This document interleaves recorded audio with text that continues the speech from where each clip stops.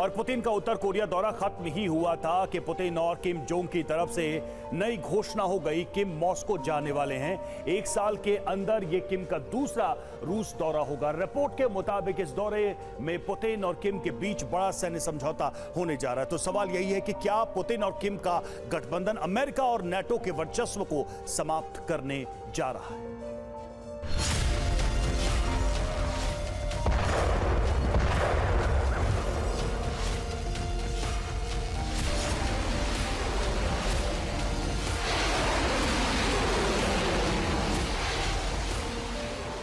पूर्वी एशिया में इतना बारूद जमा होता जा रहा है कि किसी भी वक्त तीसरे विश्व युद्ध का विस्फोट हो सकता है।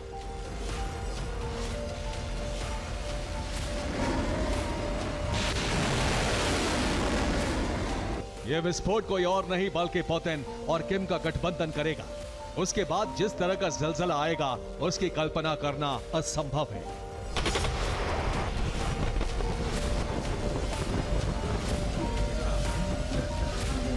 पुतिन अमेरिका और उसके सहयोगियों के वर्चस्व को समाप्त करने की कोशिश में जुटे हैं। इसी सिलसिले में रूस के राष्ट्रपति उत्तर कोरिया की राजधानी प्योंगयांग पहुंचे थे।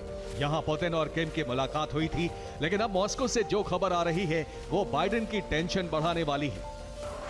अब किम जोंग उन रूस के दौरे पर जाने वाले हैं। किम के दौरे का दिन और तारीख अभी तय नहीं हुआ है, लेकिन पुतिन सरकार ने इस बात पर मोहर लगा दी है कि किम जल्द ही मॉस्को पहुंचने वाले हैं।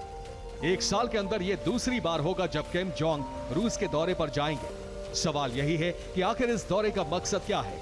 रक्षा विशेषज्ञों का मानना है कि रूस और उत्तर कोरिया लगातार बड़े सैन्य समझौते कर रहे हैं। इसके जरिए अमेरिका और नेटो देशों को घेरने की रणनीति है।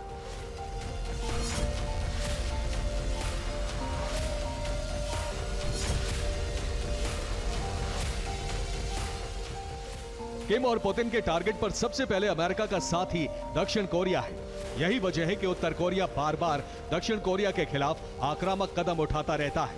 किम जोंग ने एक बार फिर दक्षिण कोरिया में कचरे वाले बलून भेजे। इस साल ये 5वीं बार है जब किम का बलून दक्षिण कोरिया पहुंचा है।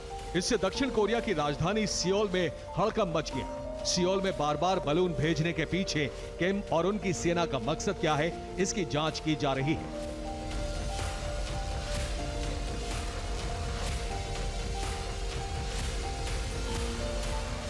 सियोल में जिस वक्त किम का गुब्बारा पहुंचा, उसी वक्त वहां लिथियम बैटरी बनाने वाली फैक्ट्री में भीषण आग लग गई।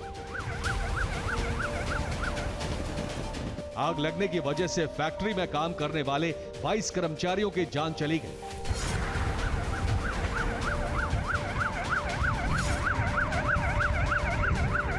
फैक्ट्री में आग क्यों लगी, इसका आखिरी सच अब तक सामने नहीं आ सका है, लेकिन दक्षिण कोरिया की खुफिया एजेंसियों को शक है कि इसके पीछे सियोल में मौजूद उत्तर कोरिया के एजेंट्स का हाथ है।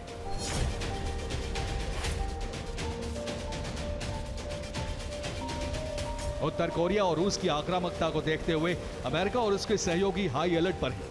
अमेरिका का रूजवेल्ट एयरक्राफ्ट कैरियर दक्षिण कोरिया के पोर्ट बुसान पहुंच चुका है। अमेरिका, दक्षिण कोरिया और जापान की नौसेना समुद्र में बड़ा सैन्य अभ्यास करने वाली है।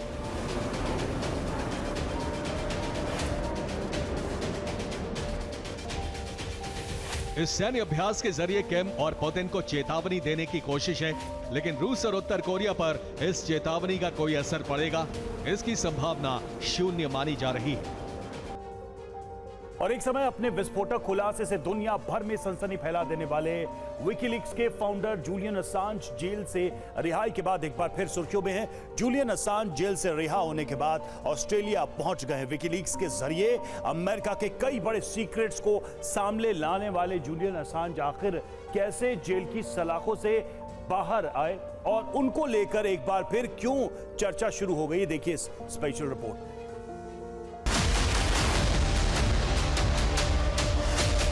जिस शख्स ने सुपर पावर अमेरिका को भी हिला कर रख दिया था,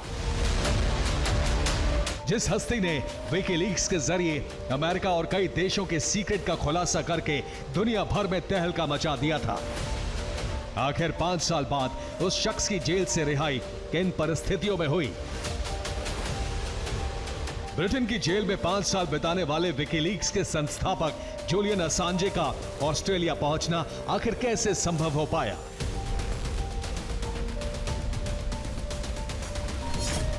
फेडरल कोर्ट के दस्तावेजों के अनुसार हाल ही में विकीलीक्स के संस्थापक जूलियन असांज ने बाइडेन प्रशासन के साथ एक याचिका समझौता किया था। यह समझौता अमेरिका में जेल से बचने के लिए किया गया। समझौते में कहा गया था कि अगर फेडरल जज से मंजूरी मिल गई तो असांज को 62 महीने की सजा मिलेगी। समझौते को मंजूरी मिलने के बाद असांज को उनके देश ऑस्ट्रेलिया लौटने की बात कही गई थी। पिछले 5 साल से असांज ब्रिटेन की जेल में एक छोटे से सेल में बंद थे। जूलियन असांज की रिहाई के लिए दुनिया भर में मुहिम भी चलाई गई थी। असांज ने सीक्रेट डॉक्यूमेंट्स को जारी करने के आरोपों को यह कहते हुए खारिज किया था कि ये उनकी पत्रकारिता का हिस्सा थे। विकीलीक्स और अमेरिकी सरकार के बीच तब से विवाद चल रहा है जब 2010 में विकीलीक्स ने अफगानिस्तान और इराक युद्ध से संबंधित अमेरिका के सैकड़ों सीक्रेट डिफेंस डॉक्यूमेंट्स सार्वजनिक कर दिए थे। उन दस्तावेजों में संवेदनशील जानकारी शामिल थी। असांज को पहली बार 2010 में ब्रिटेन में स्वीडिश अधिकारियों ने गिरफ्तार किया था। उन पर यौन अपराध के आरोप भी लगे थे और स्वीडिश अधिकारी इस मामले में उनसे पूछताछ करना चाहते थे। अब अमेरिकी प्रशासन और जूलियन असांज के बीच हुए समझौते से यह लगभग तय है कि असांज अगर अपना अपराध स्वीकार करते हैं तो बदले में उन्हें अतिरिक्त जेल की सजा से छूट मिल जाएगी, जिसे वो ब्रिटेन की जेल में पहले ही भुगत चुके हैं। बाइडेन सरकार के साथ समझौते के बाद पूरे 1901 दिन जेल में बिताने वाले जूलियन असांज को 24 जून की सुबह ब्रिटेन की बेलमार्श जेल से रिहा कर दिया गया। हालांकि अमेरिकी राष्ट्रपति बाइडेन ने कुछ दिन पहले ही जूलियन असांज के मामले में संभावित डील का संकेत दे दिया था। Bureau report, TV9, Bharatvarsh.